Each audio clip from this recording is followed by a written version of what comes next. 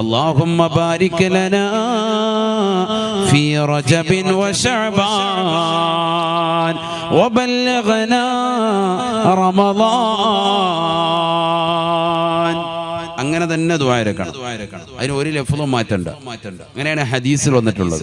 ശഅബാൻ ആയാലും ഇങ്ങനെ ദുആ ചെയ്യണം. ചില പള്ളികളിൽ ചില ഉസ്താദുമാരടക്കം റജബ് എന്നുള്ള വാക്ക് അങ്ങ് കട്ട് ചെയ്യും. എന്നിട്ട് ശഅബാൻ മാസം ആകുമ്പോൾ അല്ലാഹുമ്മ ബാരിക് ലനാ ഫീ ശഅബാൻ വബല്ലിഗ്നാ റമളാൻ അങ്ങനെ ദുആ ഇറക്കാറുണ്ട്. അത് പാടില്ല. അത് ശ്രദ്ധിക്കേണ്ട വിഷയം. എന്തുകൊണ്ട് പാടില്ല?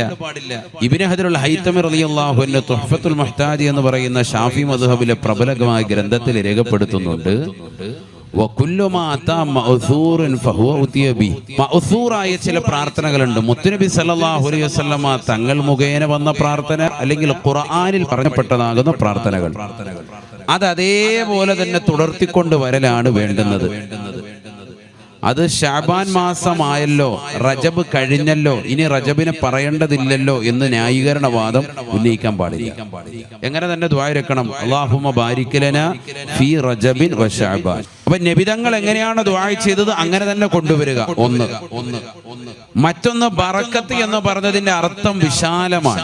ബറക്കത്ത് എന്ന് പറഞ്ഞാൽ എന്താ അതിന്റെ അർത്ഥം? അധികരിച്ചതാകുന്ന നിഅമത്തുകൾ, അനുഗ്രഹങ്ങൾ ലഭിക്കുക, അതിനോടൊപ്പം തന്നെ അത് നിലനിൽക്കുക എന്നുള്ളതാണ് ബറക്കത്ത്. ഒരാൾ ശഅബാനിൽ ദുആ ഇറക്കുന്നു, എന്ത്? അല്ലാഹുമ്മ ബാരിക് ലനാ ഫീ റജബിൻ വശഅബാൻ എന്ന് ദുആ ഇറന്നാൽ അതിന്റെ അർത്ഥം എന്താ? അല്ലാഹുവേ, റജബിൽ ഞങ്ങൾക്ക് നൽകിയിട്ടുള്ളതാകുന്ന അധികരിച്ചതായ ബറക്കത്ത് ഞങ്ങൾക്ക് ഈ ശഅബാനിലും നിലനിർത്തിത്ത അല്ലാഹ് എന്നാവും വായന.